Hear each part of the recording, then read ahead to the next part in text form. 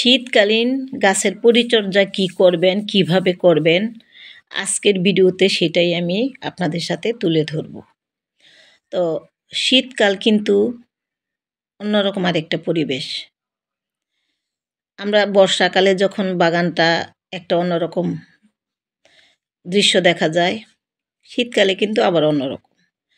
তো প্রত্যেকটা সিজনেই কিন্তু একটা পরিবেশের পরিবর্তন হয়, ঋতুর পরিবর্তন হয় এবং সব কিছুর পরিবর্তনের কারণে সব জিনিসগুলোর মধ্যেও কিন্তু একটা পরিবর্তন দেখা দেয় এবং বিভিন্ন সময় এই গাছের বিভিন্ন রকমের পরিচর্যা করতে হয়। বর্ষাকালীন এক ধরনের পরিচর্যা, শীতকালীন এক ধরনের পরিচর্যা। তাহলে শীতকালে আমরা কী রকম পরিচর্যা করব সেটাই আজকে আপনাদের সাথে তুলে ধরবো। আশা করি আপনারা অবশ্যই আমার ভিডিওটা সম্পূর্ণ দেখবেন। বিসমিল্লাহির রহমানুর রাহিম। আসসালামু আলাইকুম।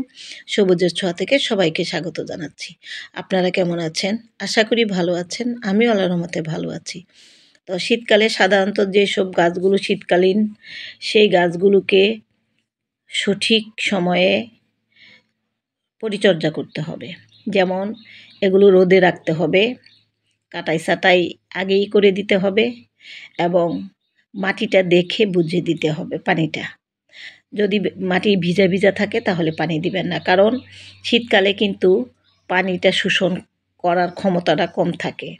গাছের মধ্যে যে পানিটা দেওয়া হয় সেই পানিটা কিন্তু সহজেই শুকায় না, কারণ রোদ তেমন একটা থাকে না।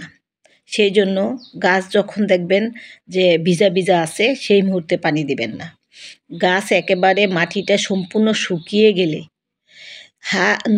আঙ্গুল দিয়ে যখন দেখবেন যে না আপনি মাটিতে আঙ্গুল ঢুকাতে পারছেন না, ঠিক তখন আপনি পানি দিবেন এবং পানির পরিমাণটাও খুব বেশিও না কমও না, সেরকমভাবে দিবেন এবং পানিটা ড্রেনেজ পদ্ধতিটা এমন থাকতে হবে যে পানিটা যেন চলে যেতে পারে, জমে না থাকে।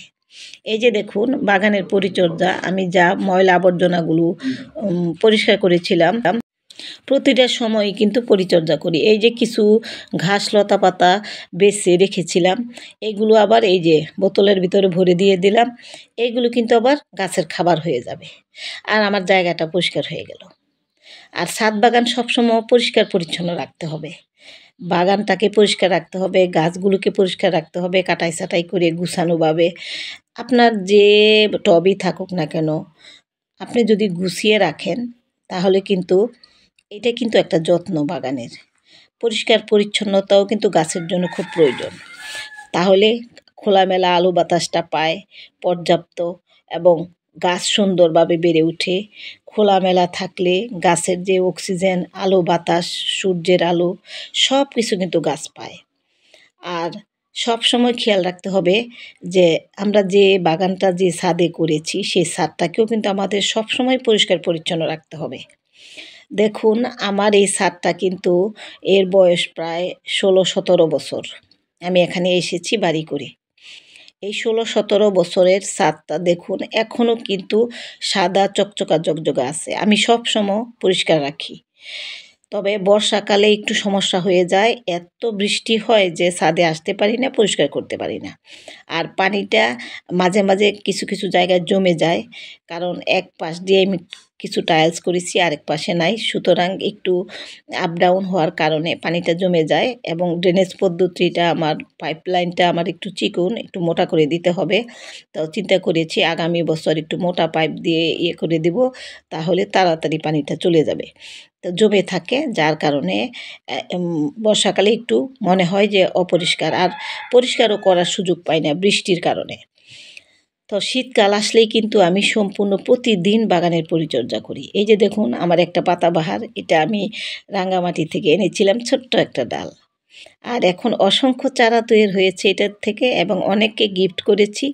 আর এটা আমার অরিজিনাল মেন মাতৃ গাছ, দেখুন কতগুলো গাছ হয়েছে।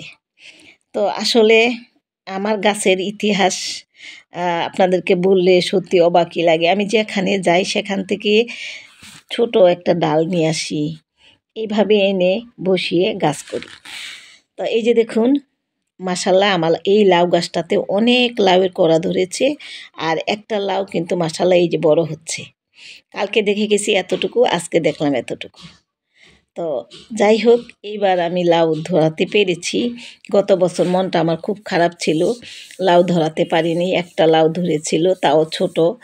তো এইবার মাশাল্লাহ আমার গাছের যে গ্রোথ এবং গাছের যে চেহারা আমি দেখতেছি, তাতে মনে হচ্ছে যে অনেক লাউ আমি পাবো। আর পরাগায়ন করে দিয়েছি প্রত্যেকটা লাউ গাছের, স্ত্রী ফুল এবং পুরুষ ফুল, এটা পরাগায়ন করতে হয়, আমি সেটা করে দিয়েছি মাশাল্লাহ।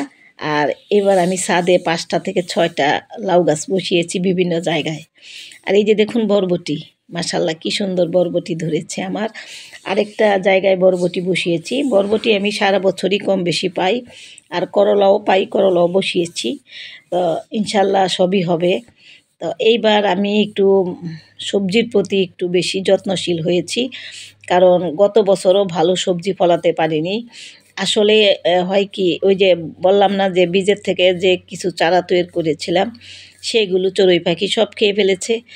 আর বুদ্ধিতে হলো না যে ঢেকে রাখি।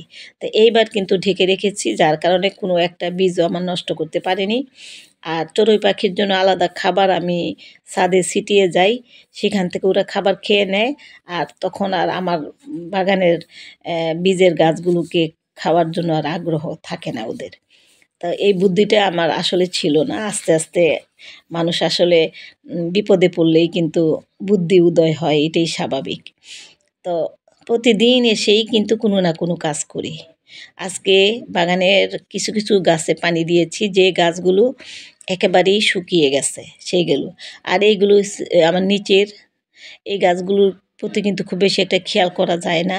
তো মাঝে মাঝে একটু পানি দেই।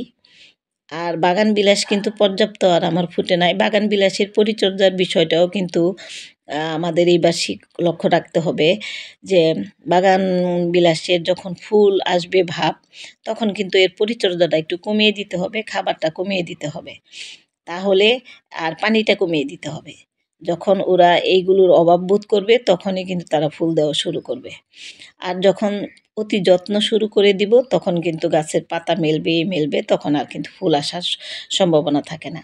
আর রিপোর্ট করাটা কিন্তু খুব জরুরি। প্রত্যেকটা গাছ কিন্তু রিপোর্ট করলে নতুন, মানে নতুন জীবন ফিরে পায়। তা না হলে এই গাছ অনেক দিন থাকতে থাকতে মাটিতে শিকড় এত বেশি হয় যে মাটিই থাকে না। তারপরে গাছটা কিন্তু শুধু বেঁচে থাকে, গাছ কিন্তু ফুল ফল পর্যাপ্ত দিতে পারে না। তো তখনই আমাদের বোঝা উচিত যে গাছটাকে রিপোর্ট করতে হবে। এবং ওই টবেই আমরা বসাবো, কিন্তু রিপোর্ট করে নতুন মাটি দিয়ে আবার নতুন করে যখন গাছটাকে বসাবো, তখন কিন্তু গাছটা আবার নতুন জীবন পাবে এবং খুব দ্রুত ফুল ফল দিবে। তো এই জিনিসটা আমাদের সবসময় খেয়াল রাখতে হবে। আমরা অনেক সময় অনেকেই করি, একটা গাছ বসাই আর কখনো রিপোর্ট করি না। কিন্তু রিপোর্টটা কিন্তু খুব জরুরি গাছের পর্যাপ্ত ফুল ফল পাওয়ার জন্য। তাই আমরা রিপোর্ট করব সব সময়, গাছ দেখে কোন গাছটাকে আমার রিপোর্ট করতে হবে, কোনটা করতে হবে না, সেটা চিন্তা করে আমাদের করতে হবে। তো আসলে গাছের পরিচর্যা আমাদের সবসময় করতে হবে, গাছের যত্নশীল হতে হবে।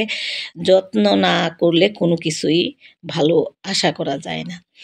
তো আমি কিন্তু সব সময় অলওয়েজ আমার বাগানের যতটুকু সাধ্য আমি চেষ্টা করি আমার নিজের হাত দিয়ে, বিনা পয়সায় আমি যত্ন করার চেষ্টা করি। কখনো কোনো টাকা পয়সা দিয়ে কোনো কিছু কিনে এনে আমি সেগুলোতে ব্যবহার করি না। আমি নিজে যা তৈরি করি সেগুলো দিয়ে আমি আমার গাছের পরিচর্যা করি। তো অনেক কথা বলে ফেললাম বাগান সম্পর্কে। তো আজকে এই পর্যন্তই। আর আমার ভিডিওগুলো যদি ভালো লেগে থাকে, অবশ্যই লাইক শেয়ার কমেন্টস করতে ভুলবেন না, সাবস্ক্রাইব করে আমার পাশে থাকবেন। আর নোটিফিকেশানে সবসময় আমার ভিডিওটা পেয়ে যাবেন যদি বেল বাটনটা বাজিয়ে দেন। আর ফেসবুক থেকে যারা দেখছেন তারা অবশ্যই আমাকে ফলো সাপোর্ট করবেন এবং শেয়ার করে দিবেন, অন্যকে দেখার সুযোগ করে দিবেন। আর বাগানের পরিচর্যা প্রতিদিনই তো আমার করতে হয়, সেই জন্য প্রতিদিনের সব কিছুই আপনাদের সাথে আমি তুলে ধরি। তো অনেক কিছুই বলে ফেলেছি, আর এইগুলো আপনাদের কিন্তু উপকারে আসবে। কিভাবে বাগান করতে হয়, পরিচর্যা করতে হয়, কিভাবে কি সব কিছু আমি আপনাদের সাথে সব সময় তুলে ধরি। যারা বাগান প্রেমী তারা কিন্তু এই জিনিসগুলো করেন, আমি জানি, কারণ আমি যা পারি আপনারাও সেটাই পারেন। তো আসুন এইভাবে আমরা এগিয়ে যাই। আজকে এই পর্যন্তই। ভালো থাকবেন, সুস্থ থাকবেন। আল্লাহ হাফেজ।